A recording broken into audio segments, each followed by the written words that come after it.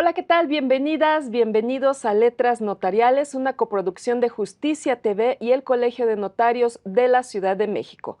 Hoy vamos a hablar de un tema muy importante para mí. Todos los temas con los notarios han sido importantes y ahorita van a ver por qué. Consentimiento electrónico. Y para hablarnos de ello se encuentra con nosotros el notario Jorge Orozco, titular de la Notaría 139. Bienvenido. Citlali, muchas gracias a ti y a tu auditorio por sintonizarnos. Y también se encuentra con nosotros Guillermo Carranco, titular de la Notaría 55. Bienvenido. Muchas gracias, Itlali. Muchas gracias a todos por vernos. Y vámonos a la pregunta inicial. ¿Qué son la voluntad y el consentimiento? Pues bueno, es el momento justo o es el lugar exacto donde tenemos que partir para entender qué es el consentimiento electrónico, Citlali. Todos los humanos, mujeres, hombres, en el día a día estamos otorgando actos jurídicos y evidentemente por nuestras profesiones, vocaciones, etcétera, no nos damos cuenta de que estamos realizando esos actos jurídicos. ¿Desde dónde se empieza a gestar un acto jurídico? Desde el fuero interno, desde lo que estamos pensando, reflexionando, lo que nos conviene, lo que no, lo que queremos alcanzar. Ahí hay un fuero interno, ya se está empezando a formar una voluntad. ¿Qué entendemos por voluntad? El ánimo de realizar algo, el ánimo de alcanzar algo. Entonces, dentro de esta voluntad, tiene que haber un momento de exteriorización, tiene que salir de nuestro fuero interno hacia esta realidad fáctica que podemos observar. Esta voluntad lo que hace es detonar consecuencias jurídicas. ¿Y cómo se detonan estas consecuencias jurídicas? Me voy a un punto, vamos a llamarle técnico, que es lo que nos importa, la norma. La norma como tal tiene dos elementos, un supuesto jurídico, una hipótesis, lo que tiene que pasar, y las consecuencias. Si yo hago A, van a resultar consecuencias B. Entonces, si la norma tiene estos dos elementos, el factor con el cual se actualiza el supuesto jurídico es nada más ni nada menos que la voluntad. Este proceso del fuero interno, donde estoy yo formando lo que quiero conseguir o alcanzar, que lo exteriorizo y esa conducta encuentra adecuación con el supuesto jurídico de la norma. Y entonces dice el derecho, si ya actualizaste este supuesto, ahora tienes estas obligaciones y eventualmente estos otros tantos derechos. Esa es la voluntad en sí misma. La voluntad en sí misma, ¿cómo funciona? De forma unilateral. Tenemos que llegar al consentimiento. ¿Cómo es el consentimiento?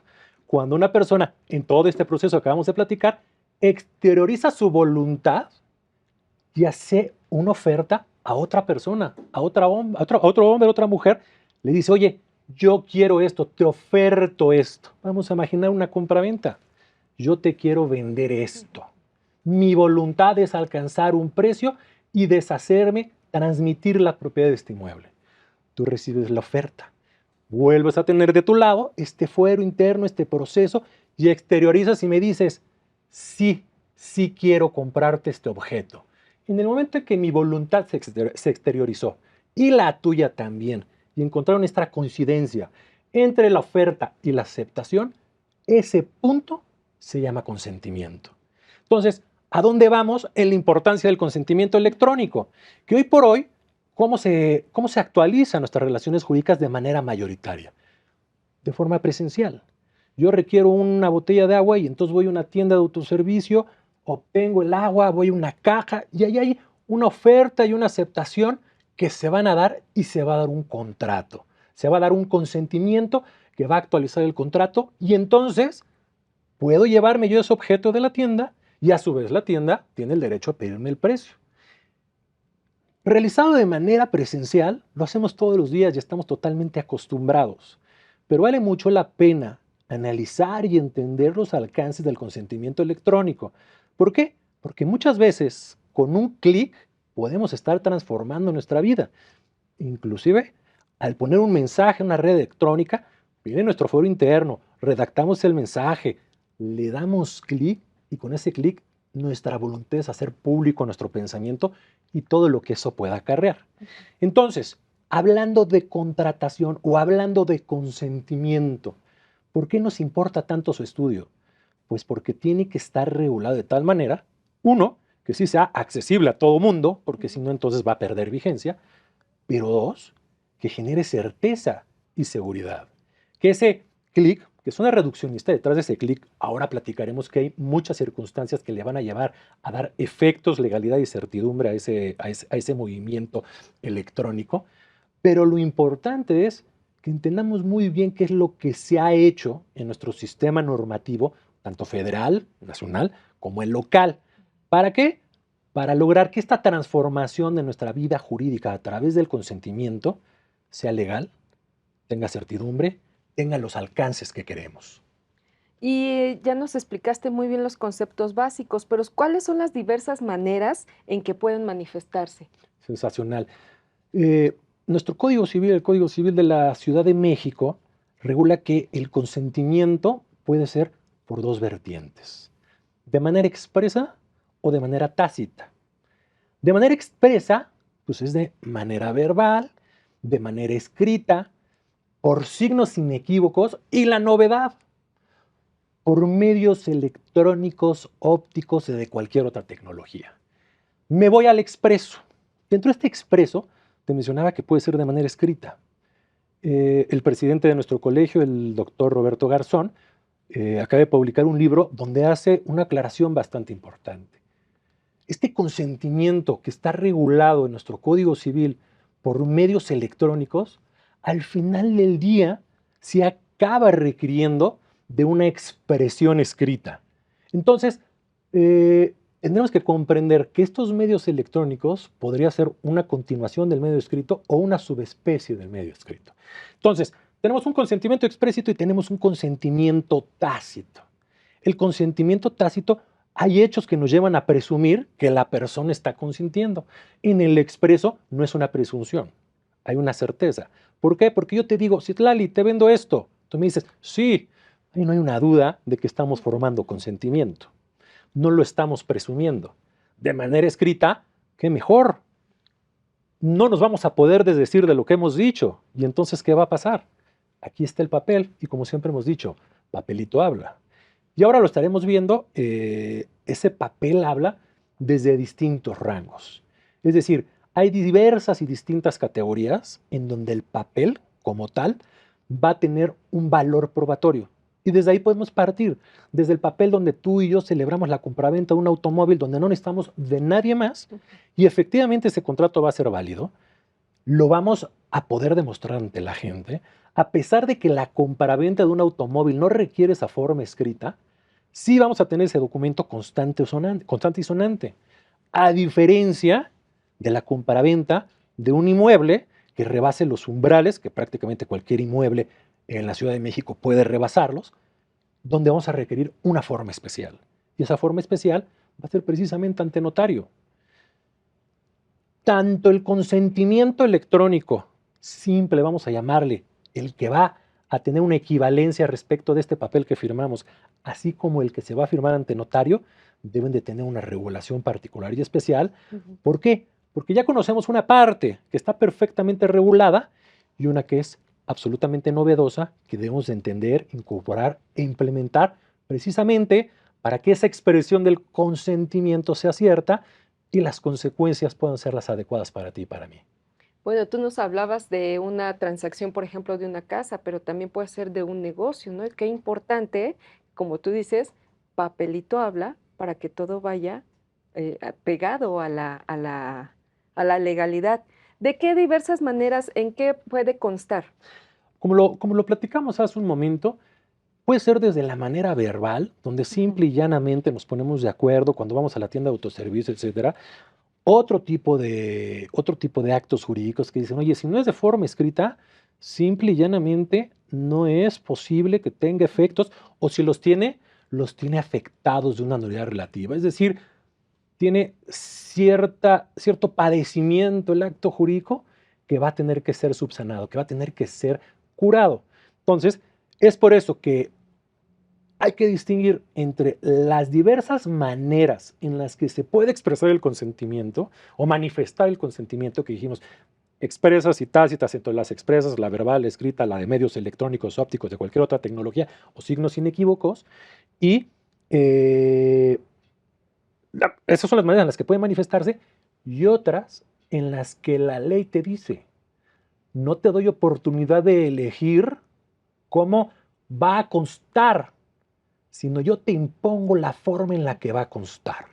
Y de ahí lo importante, bueno, también lo trascendente, cuando tenemos una compraventa común y corriente, como te decía, lo podemos hacer de manera verbal.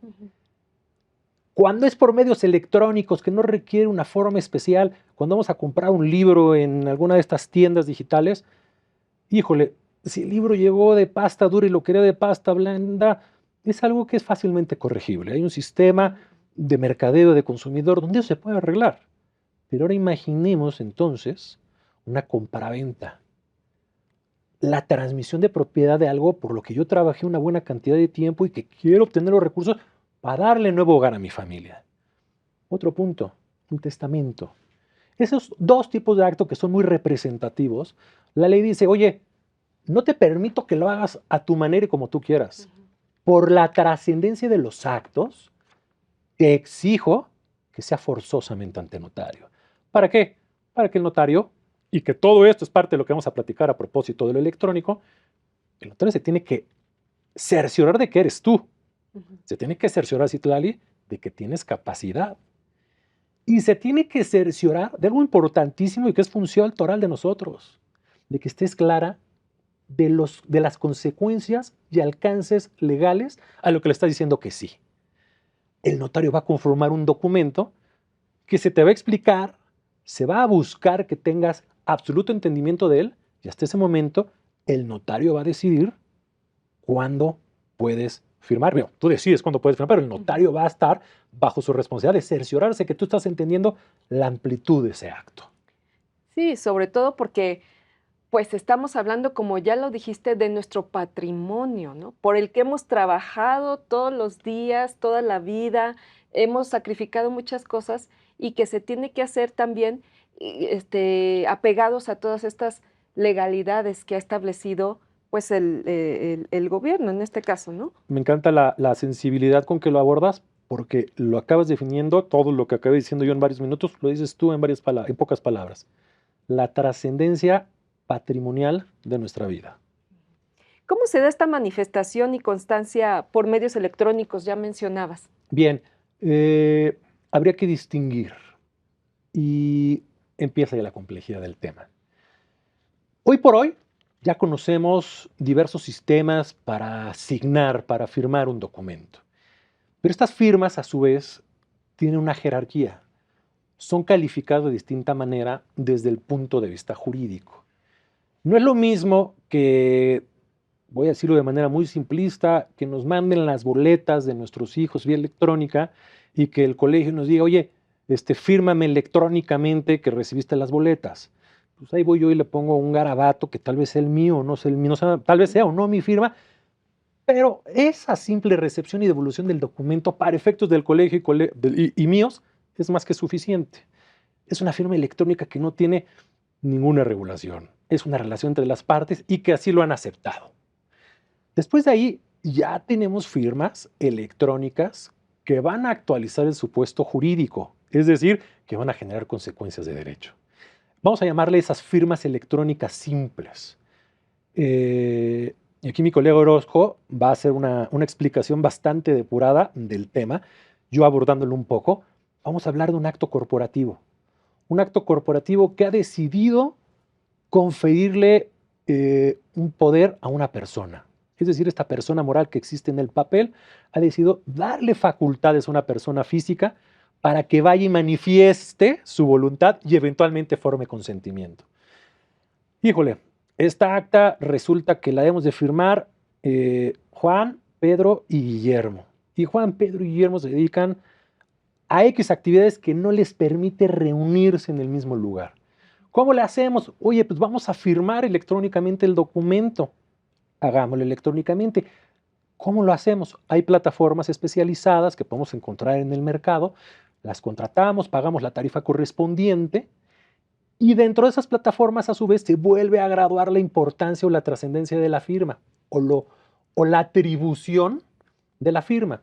Desde el sistema más simple que te dice, oye, a ver, regístrate tu nombre, registra tu correo electrónico y te doy acceso a la plataforma, de tal manera que la puedas firmar y me digas a quién se la tengo que enviar para que la revise, la asigne y ya que esté firmado por los tres, emitir este documento que está firmado electrónicamente. ¿Y quién supervisó que mi hermano, mi primo, mi esposa, mi secretaria se hayan metido en mi computadora? Y es más, ni siquiera desde sus propias computadoras metieron mi nombre y metieron su dirección de correo electrónico. ¿Eso será verdaderamente atribuible a mí o no? Pues definitivamente tiene un grado de ser endeble. Por lo tanto, tendría que haber una atribución posterior, lo cual le va quitando eficacia y le va quitando funcionalidad. ¿Cómo le subimos de nivel? Bueno, la propia plataforma nos va a pedir que nos identifiquemos. Ahí está mi identificación. Le subimos de nivel. No solo te identificas, ponte la cámara en la cara. Y entonces ya mandamos la identificación y por otro lado nos están tomando los biométricos de nuestra cara, de nuestro rostro. Toma los biométricos de nuestro rostro, los coteja con la fotografía de la credencial y dice, sí es Guillermo Carranco.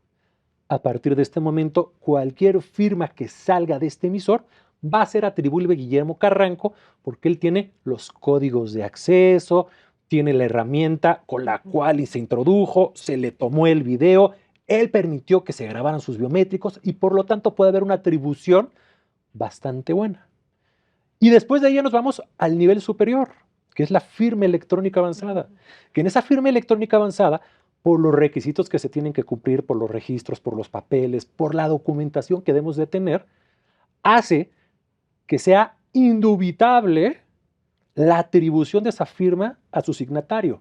En el ejemplo anterior que hablaba de las plataformas comerciales, podemos decir que si cumplen con todos los elementos que se establecen, al menos en el ámbito mercantil, se le va a poder generar un efecto, con lo endeble que vuelve a ser al no hacerlo con una firma electrónica avanzada, como son las que prácticamente cualquier contribuyente tiene del SAT. Hoy por hoy contribuimos y participamos en nuestras actividades con el fisco a través de nuestra firma electrónica avanzada, que algún día fuimos a una oficina del SAT y dijimos, esta es mi identificación, el funcionario nos identificó, nos tomaron nuestras huellas, tuvimos que firmar documentos, tuvimos que expresar consentimiento de nuestros datos personales, una serie de circunstancias que le dan una fiabilidad absoluta y le da un efecto de equivalencia funcional a la firma autógrafa que tenemos. Se me figura mucho así, y si me equivoco, corríjanme por favor, de que es como un sello, ¿no? O sea, el sello que ya. O si nos vamos ya más avanzados, las firmas que hasta revisan, que lleven todos los componentes. Digo, es una comparación muy básica, pero eso se me figura, la tecnología nos ha llevado a tener estos grados de complejidad, ¿no? A propósito de este tema y de esa complejidad de la que hablas, si tú y yo, Citlali, firmamos este contrato privado en un ajo común y corriente, el día de mañana, si yo descaradamente digo, no es mi firma, existen estos medios periciales que van a analizar nuestra firma y decir, oye, no puedes retractarte. Aquí estamos analizando esta grafía, este garabato, y cumple todos los requisitos de tu expresión gráfica. Por lo tanto, es atribuible a ti. En medios electrónicos no pasa eso.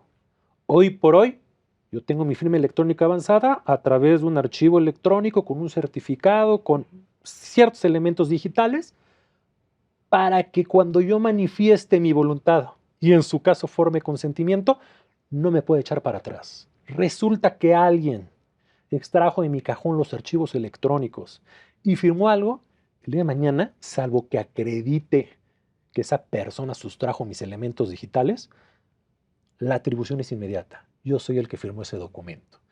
No hay estas grafías, no hay estos elementos donde pericialmente puede ser. Ahí vamos a tener que recurrir a otra rama pericial diciendo, no, pues sí, chequen que están las huellas digitales de otra persona. Es decir, se vuelve mucho más complejo. En el primer caso, hay alguien que va a poder ver rasgos humanos.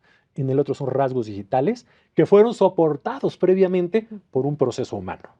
Muy bien, ya me clavé, por favor, discúlpeme con el notario de todo esto con la firma, pero háblenos, por favor, de las manifestaciones del consentimiento electrónico en el día a día. Mira, Citlali, día a día y desde hace ya muchas décadas manifestamos el consentimiento de manera digital. Por ejemplo, hay cosas que a lo mejor no sensibilizamos que era una manifestación digital, lo decía Guillermo. Pero, por ejemplo, el presionar nuestro NIP para efecto de retirar dinero del cajero ya es una manifestación de voluntad. Y es por eso que esa extracción del dinero al amparo de un contrato de depósito con la institución bancaria es oponible. Yo no puedo decir, no, es que yo no quise retirar el dinero. Claro que lo quisiste y manifestaste la voluntad con una serie de dígitos, ¿no? Entonces, es importante entender que tenemos ya décadas haciéndolo. Tiene ya más de 2 décadas una reforma importante que hubo el Código Civil Federal que va implementando o iniciando el proceso para la implementación de la firma electrónica y diversos mecanismos de manifestación de voluntad por medios electrónicos. Desde que ha empezado toda esta inercia, es importante que entendamos que todas las herramientas que se han generado y todas las oportunidades para manifestar de diversas maneras el consentimiento han implicado una coexistencia. Es decir, no es que en el futuro solamente podremos manifestar nuestra voluntad de manera electrónica. Existe una coexistencia de alternativas y las personas que no tienen acceso a medios de comunicación electrónicos, a Internet, que no tienen interés en usar la tecnología, no tienen conocimiento ni forma de operarlo, pues no están obligadas ni van a estar jamás obligadas a hacerlo. Número dos. Número tres, es importante también que entendamos, y como dice mi querido maestro José Gino Núñez y Bandera, a quien le mando un gran abrazo, no hay que engolosinarnos tampoco. Hay una tendencia para buscar flexibilizar y dinamizar algunos elementos de la manifestación de voluntad, pero no podemos decir que con esto todo tiene que ser de manera electrónica. Entonces quiero nada más precisar qué se puede, qué no se puede, en qué se está trabajando y qué creemos que no se debe poder. Por ejemplo, las transacciones por Internet. Todos los días estamos comprando que si la escoba y que no sé qué. Y entonces todo el día tenemos un contrato de compra-venta mercantil de mercaderías, válido, perfectamente válido. El Código de Comercio lo permite, el artículo 93. Y entonces es un contrato oponible. Y si yo quiero decir, no, es que yo no fui, pues bueno, hay una forma de hacerlo oponible y exigible. Hay cosas que, por ejemplo, no es forzoso un acuerdo por escrito con una compraventa justo mercantil de mercaderías, pero que se puede hacer por escrito y también por medios electrónicos. ¿Y esta firma electrónica cuál se requiere? La normalita, es decir, normalita de manera vulgar o coloquial.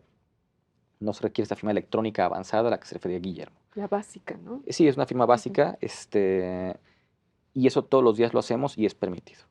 Pero eso es para materia mercantil, donde si el contrato no exige una formalidad especial en concreto que sea ante un fedatario, ya sea corredor o notario, de manera escrita se puede manifestar, ya sea a través del rasgo físico de nuestra firma o también a través de medios electrónicos. Pero aún en materia mercantil, el propio 93 del Código de Comercio en su parte final nos establece que cuando el acto requiera forma notarial, se tiene que hacer según los términos de la legislación. Número uno, la forma notarial es una cuestión que es regulada por las disposiciones civiles de cada entidad. Y esto por el artículo 73 de la Constitución no está atribuido al Congreso de la Unión, sino a cada una de las entidades. Entonces, la materia federal no puede regular la forma de los actos ante notario mediante la firma electrónica avanzada u ordinaria, sea cual sea el caso. Y el 93 es consistente en el sentido de que remite a las disposiciones locales. Entonces, por ejemplo, todo el mundo hemos pasado por experiencias desagradables donde a lo mejor, pues bueno, por vulneraciones de seguridad o por la razón que tú quieras, nos es imputable o atribuible en principio una compraventa con la que no estamos de acuerdo, que no celebramos nosotros. Pues qué indeseable sería que se trate de un inmueble y que nos vaciaron completamente la cuenta por un precio que no acordamos. Entonces, a lo que me refiero con el tema de engolosinarnos es entender qué se puede, qué es conveniente y en qué punto los medios electrónicos como forma de manifestación de voluntad son indeseables por la trascendencia tan alta de cierto acto. Entonces, en materia mercantil, el legislador que dijo, si los actos son verbales en cuanto a su forma o son de forma escrita, simplificada, es decir, no ante notario, hazlo de manera electrónica. Adelante. En materia civil, ¿qué ha hecho nuestro Código Civil local? Se reformó y ahora permite la manifestación de voluntad por medios electrónicos, también medio local, pero tiene que ser firma electrónica avanzada, ya que habitualmente los contratos civiles pues no tienen esta especulación o este ánimo de dinamismo y de constante agilidad que sí los mercantiles tienen. Y entonces, por esa trascendencia tan importante que tienen los actos civiles, se exige firma electrónica avanzada, siempre y cuando el acto no amerite la forma notarial. Es decir, no porque sea firma electrónica avanzada significa que entonces ya no va uno ante notario. La verdad es que vemos con mucha claridad la tendencia de personas que inclusive en actos que no requieren forma notarial, recurren ante nosotros porque saben el tipo de servicio que van a recibir, la asesoría, la imparcialidad y el control de la operación. Y pongo un ejemplo en los contratos de promesa de compra-venta. Los contratos de promesa de compraventa no ameritan forma notarial y nunca lo han requerido. El Código Civil es muy contundente, es forma escrita y se acabó. Entonces, un contrato de promesa de compraventa sobre inmuebles en la Ciudad de México, celebrado en un restaurante de conveniencia, en donde sea, firman y es válido. Pero la gente nos busca a nosotros porque dice, a ver, es un tema inmobiliario, es mi patrimonio, gran parte de él o su totalidad. Quiero ir ante notario para que me asesoren en este lado.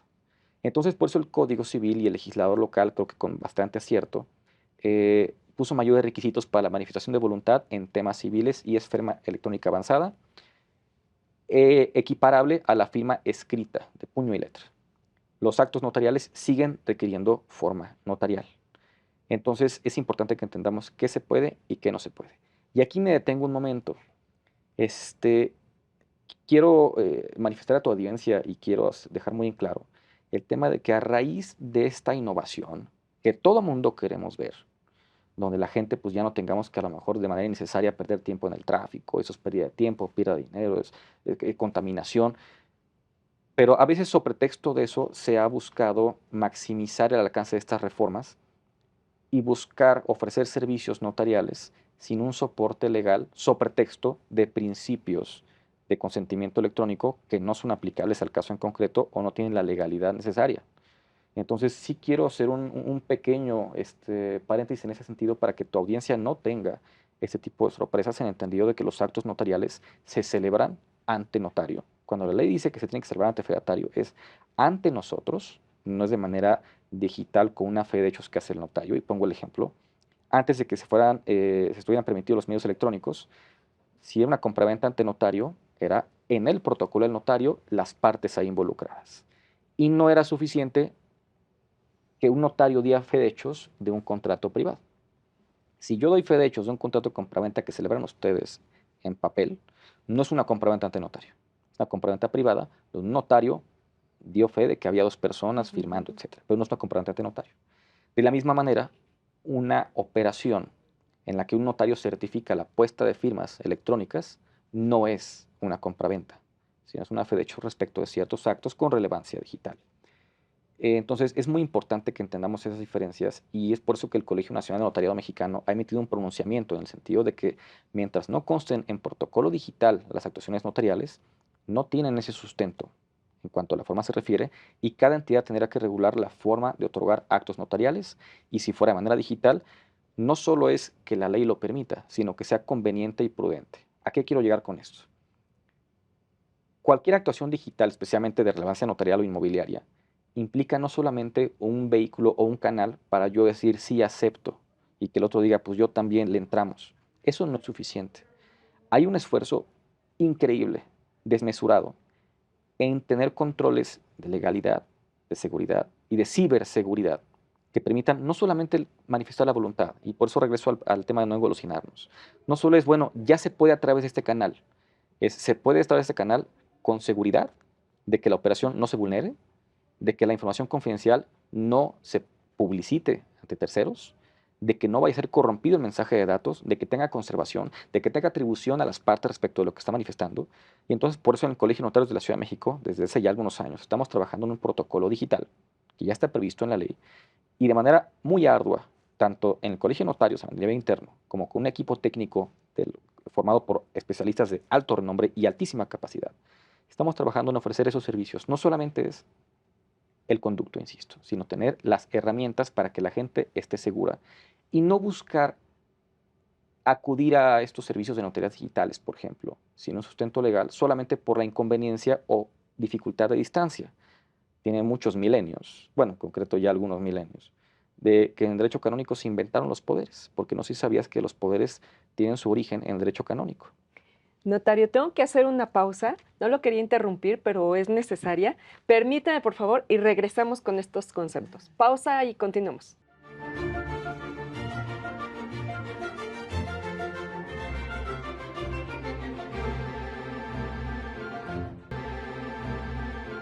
Ya estamos de regreso. Gracias por continuar con nosotros en Letras Notariales. Y pues nos explicaba el notario sobre el derecho canónico. Sí, mira, te platico. Fue el derecho canónico el que ha generado pues, muchas de las teorías que tenemos actualmente. Por ejemplo, la noción de voluntad, la noción de consentimiento tiene su origen en derecho canónico.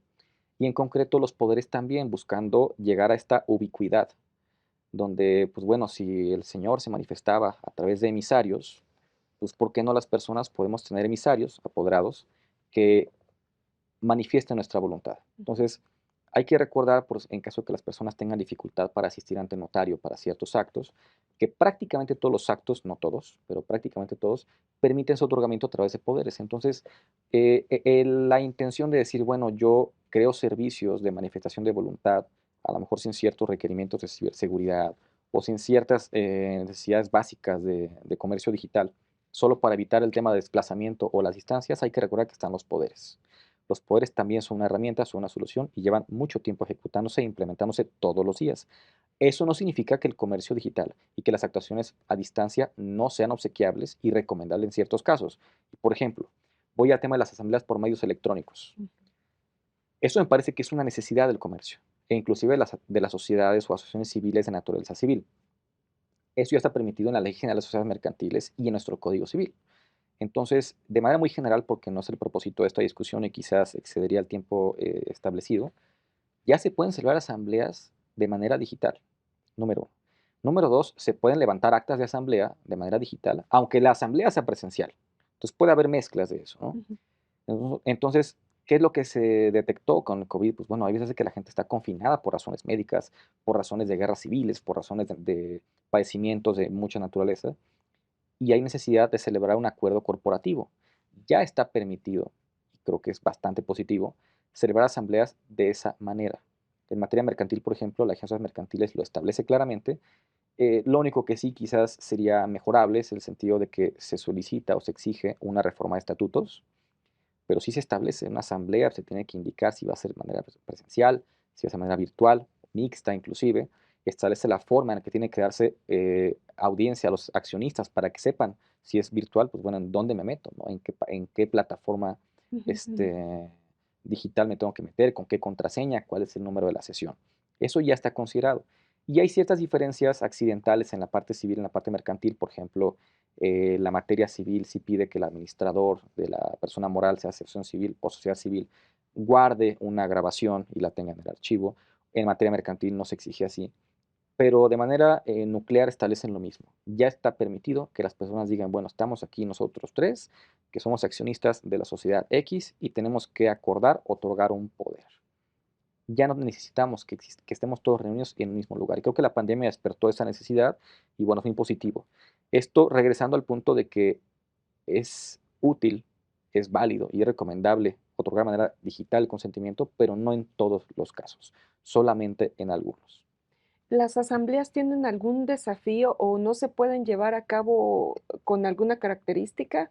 Son muchos desafíos, muchísimos. Los tecnológicos son los primeros, ¿no? De repente hay un problema con la sesión, entonces ya no se puede acceder con ese número de sesión, pero resulta que así está convocada en el portal de la Secretaría de Economía, entonces ya ni siquiera se puede celebrar. Se puso un dato erróneo, problemas de conectividad porque el Ujú, Internet no está ujú, bien.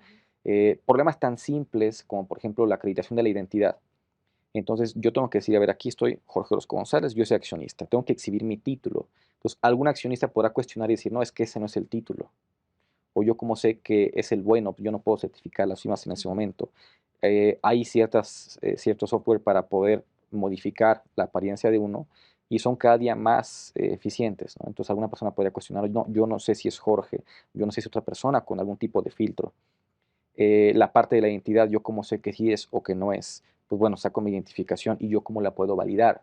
La validación del INE que permite a través del celular validar una INE, pues requiero la INE físicamente para Ujú. vincular dos códigos QR que hay en el reverso de las nuevas.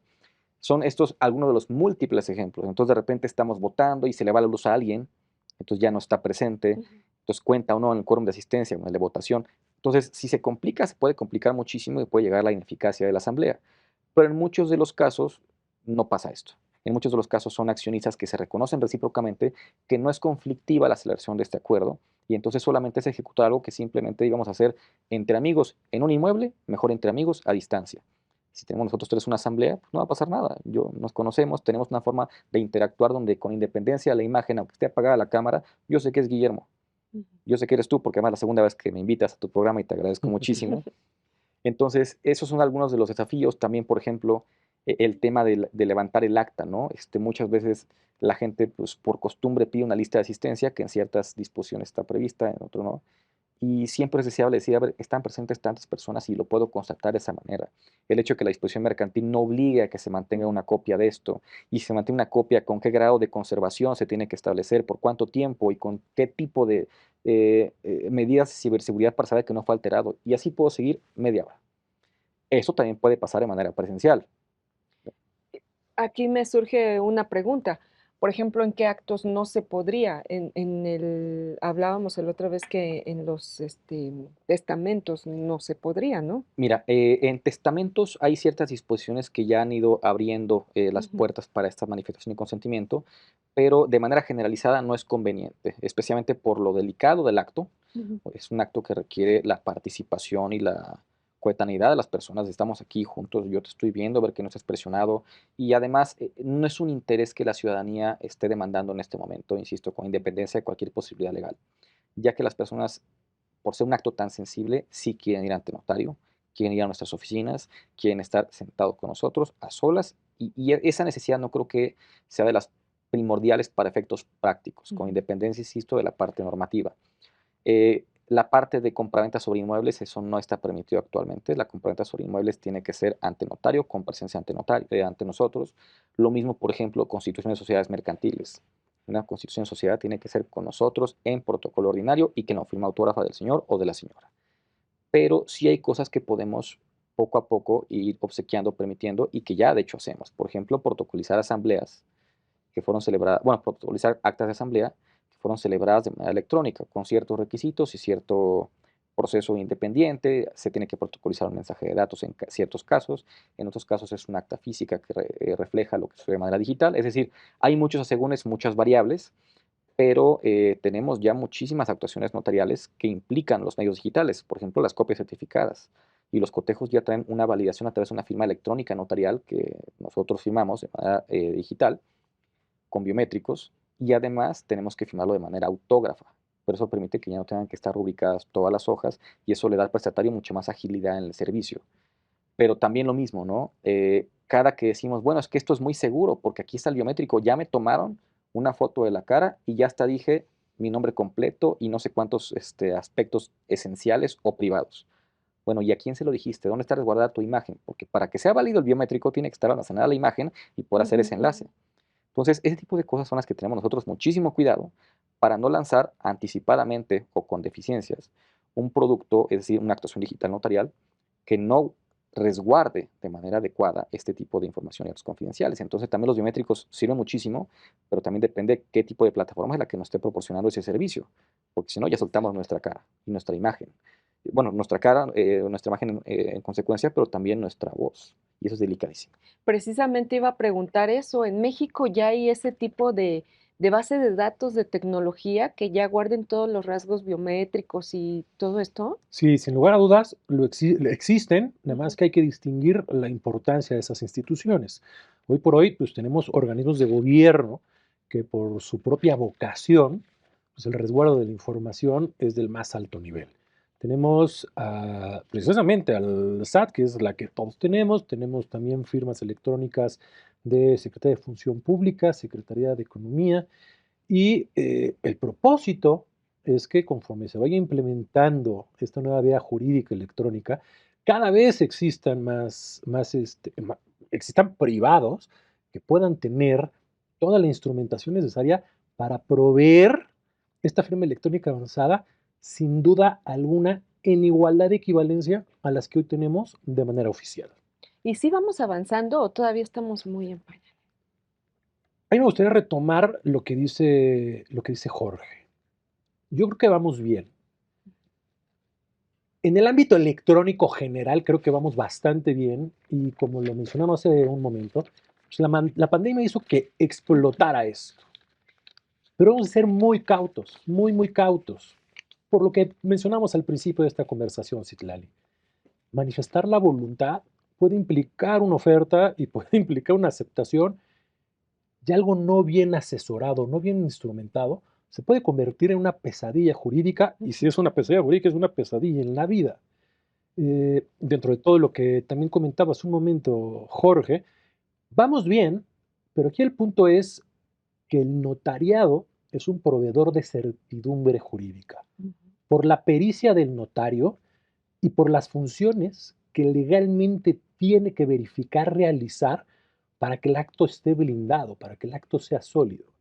Entonces, si estamos hablando que lo más delicado que tenemos en nuestra vida jurídica es la voluntad que llega a formar consentimiento, creo que vale la pena hacerlo con la pausa, no con la pausa, con la serenidad necesaria para que el día de mañana la voz, la fe, la asesoría del notario no pierda ni medio milímetro de su alcance, que es bastante apreciado por el ordenamiento legal y por la propia sociedad. Y no solo eso, Citlali, no que lleguemos a estar en el mismo punto que el hoy fáctico funcional. Podamos cumplir las expectativas de lo que hoy la sociedad, la innovación, el mercado, las necesidades jurídicas están necesitando. Estamos seguros, de verdad, desde el Colegio de Notarios, que los esfuerzos que están haciendo, que como decía Jorge, no son menores y con la gente del más alto nivel, son precisamente encaminados a la sociedad, a que el notario no solo siga cumpliendo su función, sino que todavía pueda ser más cercana, más eficiente y más eficaz. Pero sí, contestándolo, vamos avanzando con el pulso, con la serenidad, con la seriedad necesaria, por lo que implica solamente eso.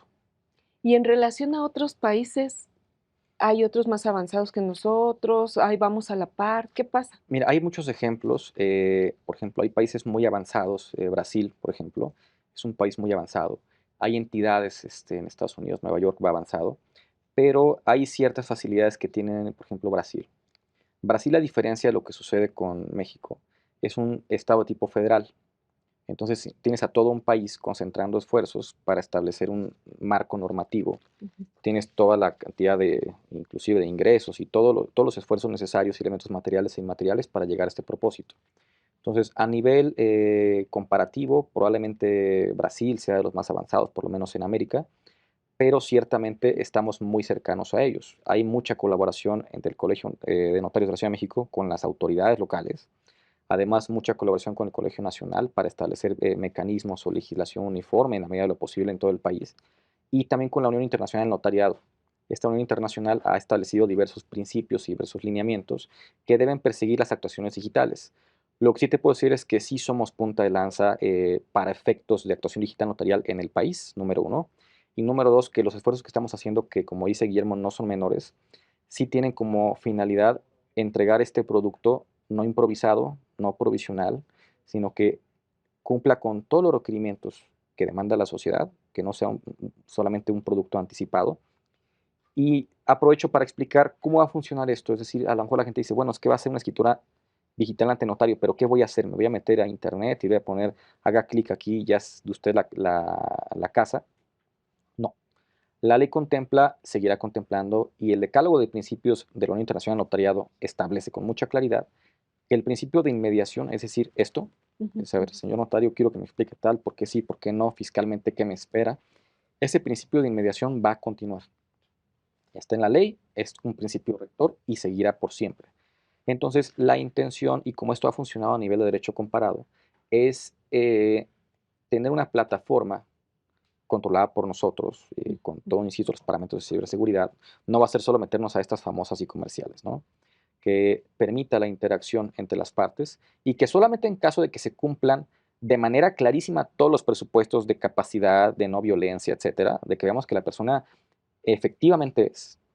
Entonces, a través de esa interlocución por medios remotos, podremos iniciar con la exhibición, por ejemplo, del documento, su lectura, su explicación, y después con su suscripción a través de esta plataforma con la firma electrónica para la actuación digital notarial.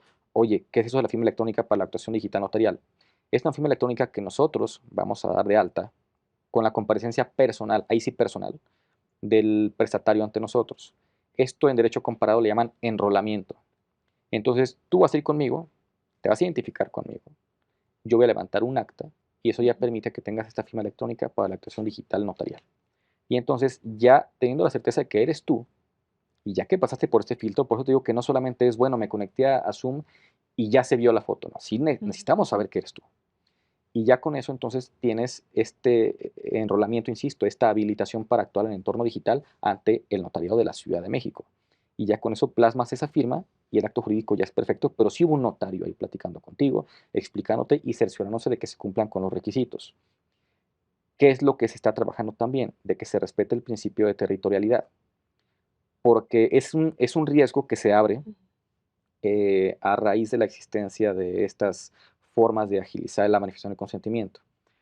Porque si a esas fuéramos, podríamos otorgar un acto notarial respecto a un inmueble en la Ciudad de México ante un notario de un país muy remoto y muy alejado de nuestra cultura jurídica. Y entonces, si resulta que tenemos un problema con ese notario porque no pagó los impuestos que yo ya le pagué, ¿cómo lo voy a demandar? ¿Cómo le voy a embargar algún activo Ujú. para recibir mi dinero? ¿Quién lo va a controlar? ¿Cómo sé si va a dar los avisos correspondientes? Porque él ni siquiera está empapado de la cultura de, déjate de mi país, de mi continente. Puede ser un tema en Asia, en África, puede empezar inclusive tema de competencia por menudeo en algún país asiático, los servicios notariales por actuación digital notarial. Eso ya está controlado por nuestra ley, justamente previendo que los solicitantes tienen que tener un elemento de seguridad, de personas que Ujú. conocen el tráfico jurídico inmobiliario de la Ciudad de México, que saben cómo se inscriben las escrituras, cómo se calculan y pagan los impuestos, y que están súper auditadas, súper controladas y que pueden ser perseguidas. Entonces, por ejemplo, si yo estoy involucrado en una operación, yo sé qué se requiere para que el registro me inscriba. Yo sé cómo pagar impuestos, tengo mi contraseña en las plataformas locales y Ujú. federales. Y pues bueno, ciertamente la Consejería Jurídica y Servicios Legales me tienen muy controlado con inspecciones periódicas y además diversos avisos que se dan de manera constante y paulatina para saber que el servicio que yo le voy a dar a mis clientes va a ser el mejor y además es auditable. Es importantísimo esto. No solo es que una persona sepa y pueda recibir la voluntad, es que sea auditable, controlable y perseguible. Entonces también esta parte se ha generado y despertado el interés a raíz de la actuación digital notarial y ya está en nuestra ley, por ejemplo, que es inclusive un delito si alguien da fe de una actuación digital respecto a personas que se encuentran en la Ciudad de México. ¿Esto para qué es? Para que las personas no vayan a ser defraudadas y tengan este tipo de desastres, ¿no? O intervenciones pues poco afortunadas. ¿Cuáles serían las ventajas del otorgamiento de instrumentos ante notario por medios electrónicos? Habrá que distinguir dos aspectos, Itlali. Uno, hay ciertos actos que platicamos hace un momento que por disposición legal forzosamente son ante notario. Y habrá otros actos que no necesariamente sean exigibles otorgados ante notario, pero que sean convenientes. En ambos sentidos, en ambas vertientes, me parece que después de esta conversación, la respuesta es casi natural. El nivel de complejidad que tiene la manifestación por medios electrónicos, buscando su equivalencia funcional, tanto en el documento como en la firma y eventualmente la fe, hace rato lo platicaba Jorge y ahorita lo volvemos a distinguir, esos tres elementos para que alcancen su equivalencia funcional, es decir, para que sean iguales, lo que firmamos en un ecosistema virtual sea igual al papel al que estamos todavía acostumbrados, se necesitan de ciertos requisitos. Necesitaríamos, como decía Jorge, una buena cantidad de tiempo para seguir ahondando en el tema, pero yo creo que ya quedó acreditado su complejidad. La elaboración de diversos sistemas y pasos que entre sí tienen que ver para que todo esté en orden y se generen las consecuencias jurídicas que necesitamos. Y quien hoy por hoy se está especializando hasta las últimas consecuencias para que esos actos jurídicos sean sólidos es precisamente el notario. Entonces, por eso creo que ahí está la conveniencia, aparte de la exigibilidad, que logremos esa equivalencia funcional, la eficacia del acto jurídico y por lo tanto que sus alcances coincidan con lo que estamos buscando. Pues agradezco mucho su presencia, nos ha quedado bastante claro de qué se trata todo esto de los medios electrónicos y pues tenemos que seguir avanzando de alguna u otra forma. Mientras tanto, pues va subsistiendo los dos sistemas, ¿no?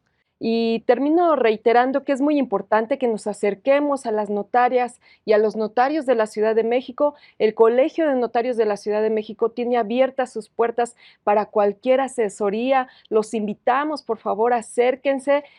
Tenemos muchas opciones para que nuestro patrimonio, nuestra vida nuestros hijos estén asegurados y, como ya saben, esto es prevención. Notaría abierta, juzgado cerrado, como ya dicen los notarios. Muchísimas gracias por su atención. Hasta la próxima.